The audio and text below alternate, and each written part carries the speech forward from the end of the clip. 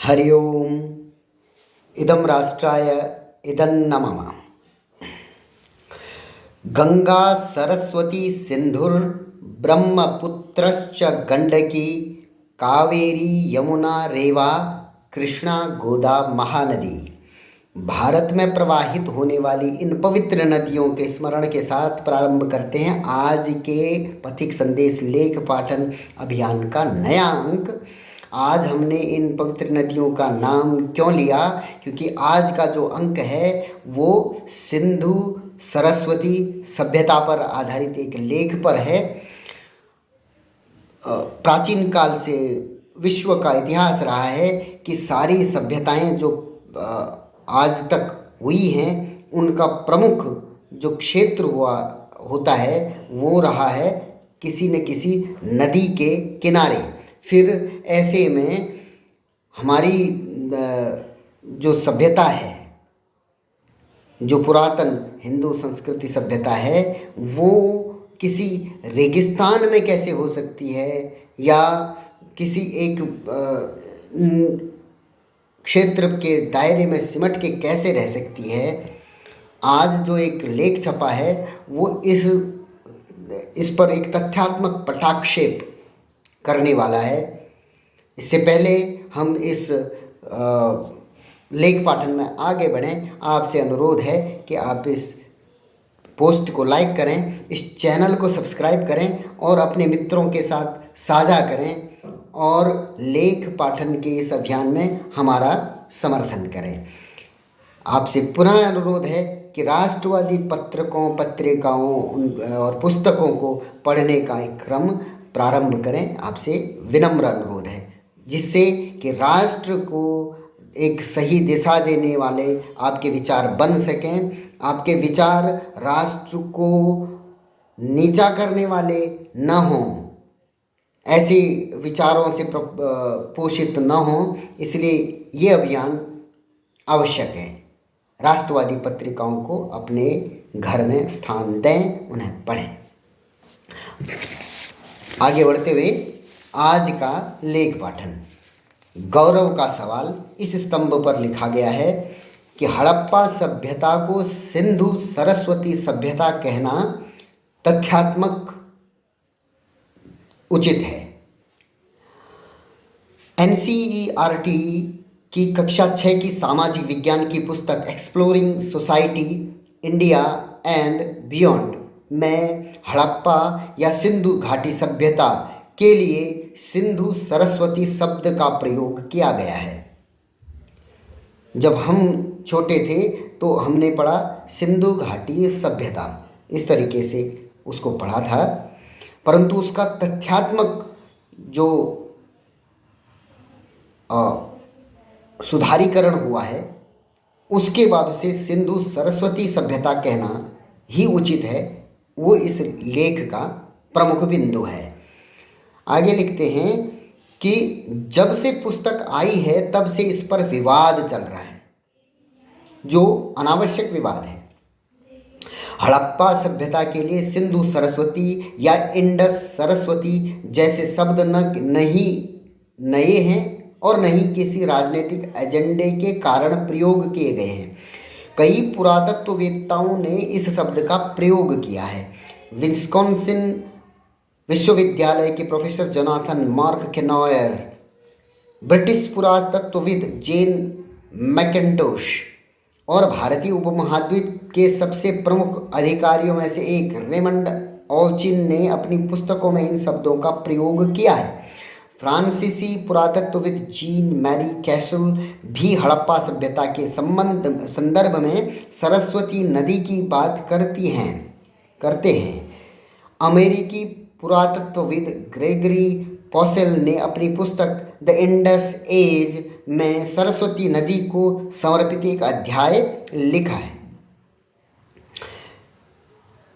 कई अध्याय लिखे हैं। वस्तुतः यह शब्दावली स्थापित पुरातात्विक विद्वत्ता पर आधारित है।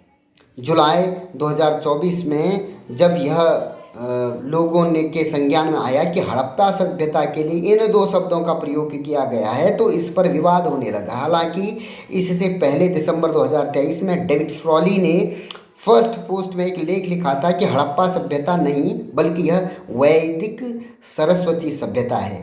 उन्होंने लिखा था कि समय आ गया है कि अब भारत की प्राचीन सभ्यता को हड़प्पा कहकर न पुकारा जाए। हड़प्पा दरअसल एक कृत्रिम और अचानक से गढ़ा गया शब्द है जिसे पाकिस्तान के हड़प्पा और मोहनजोदड़ो के पुरातात्विक स्थल के नाम पर लिया गया है, जिसे देश के विभाजन से पहले 20वीं सदी की शुरुआत 1921 और 22 में अविभाजित भारत में खोजा गया था। यह बात सत्य है कि हर सभ्यता का नाम पहले उसके स्थान के नाम पर ही होता है, अर्थात हड़प्पा में उत्खनन हुआ तो उसके नाम पर यह सभ्यता जानी जाएगी, परंतु यह उसकी मूल पहचान नहीं है। जिन्होंने इस सभ्यता का नाम हड़प्पा रखा था वे इस नाम के सहारे आर्य और द्रविड़ संघर्ष वाली कहानी भी प्रचारित करते रहे। व्हीलर ने भी यही कहानी दोहराई थी कि आर्यों ने आकर मोहनजोदड़ो पर हमला किया था, जिसे इतिहासकारों द्वारा झूठा साबित किया जा चुका है। हरियाणा में राखीगढ़ी और जो कुरुक्षेत्र के सरस्वती नदी क्षेत्र में स्थित है, जिसे वेदों का परंपरागत घर बताया जाता है, हड़प्पा और मोहनजोदड़ो से भी प्राचीन और बड़ी सभ्यता स्थापित हो चुकी है। राखीगढ़ी हरियाणा में वो बहुत रीसेंट खोज हुई है। चूँकि राखीगढ़ी हड़प्पा स्थलों से भी अधिक प्राचीन और बड़ी है तो यह उचित होगा कि भारत की प्राचीन सभ्यता को राखीगढ़ी के साथ जोड़कर देखा जाए, न कि हड़प्पा के साथ। यूके की शैली मालम, जो the institute for the study of human knowledge की एग्जीक्यूटिव डायरेक्टर हैं, ने भी ह्यूमन जर्नी नामक वेबसाइट पर इस सभ्यता को इंडस सरस्वती सभ्यता अर्थात सिंधु सरस्वती सभ्यता ही कहा है। उन्होंने इसमें लिखा है कि इसे सिंधु सरस्वती सभ्यता के नाम से जाना जाता है। इसका चरमोत्कर्ष लगभग 13 शताब्दियों तक रहा और यह एशिया की प्रमुख नदियों में से एक सिंधु नदी और सरस्वती या घग्गर हकरा नदी, जो कभी उत्तर पश्चिम भारत और पूर्वी पाकिस्तान से होकर बहती थी, की घाटियों में फली फूली। यह लेख लिखा हुआ है NCERT पैनल के जो प्रमुख हैं मिशेल डेननो, उनके माध्यम से यह लेख पथिक संदेश पत्रिका में लिखा गया है। अब इसमें दो चीज़ें रेखांकित करने वाली हैं। हड़प्पा सभ्यता से जो पुकारा जाता था उसके कुछ और भी मंतव्य स्थापित हुए। इस सभ्यता और इस जो कथा है, कहानी है, उसमें एक आर्यन इन्वेजन थ्योरी उसको स्थापित करने की कुचेष्टा की गई, जो बाद में निर्मूल साबित हुई और आर्य बाहर से आए हैं इसको स्थापित करने का जो षड्यंत्र था वह समाप्त हुआ। परंतु जो अभी राखीगढ़ी में जो पुरातात्विक खोज हुई है उसके अनुसार हड़प्पा से भी प्राचीन शहरों का उद्भव दिखाया गया है और वह सरस्वती नदी जो कि अभी लुप्त प्राय हैं, उनकी एक ट्रैजेक्टरी और उनकी जो एक पथ है वह पाकिस्तान, पूर्वी पाकिस्तान से होते हुए हरियाणा तक वो ज़मीन के नीचे बहती है, ये भी स्थापित हो चुका है।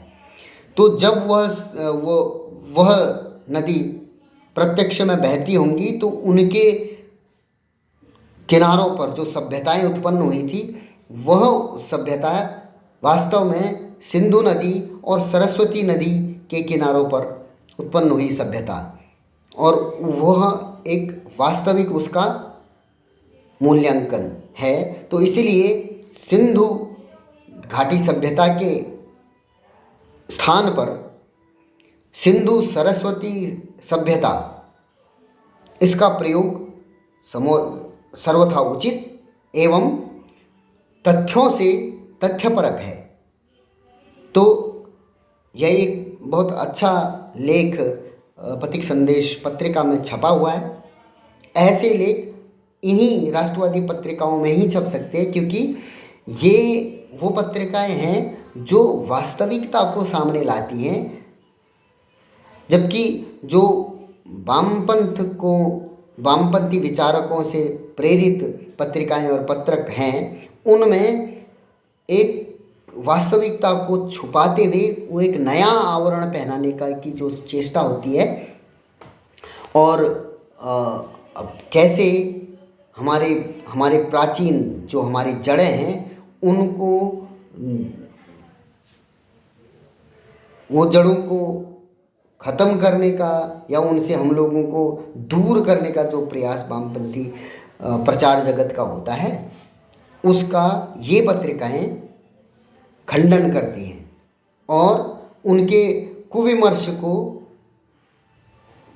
का प्रतिकार भी ये पत्रिकाएं करती हैं। इसलिए आपसे अनुरोध है कि राष्ट्रवादी पत्रिकाएं आप उनका अवलंबन लें और उनको सब्सक्राइब करें, उन्हें पढ़ें और एक सच्चा ज्ञान, true knowledge about our ancient history, about our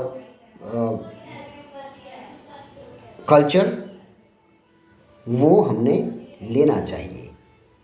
इसी के साथ आज के इस अंक में आप लोगों से अनुमति चाहता हूँ। अगले एक अंक के साथ पुनः आपके सम्मुख उपस्थित होऊंगा। तब तक के लिए धन्यवाद। जय श्री राम।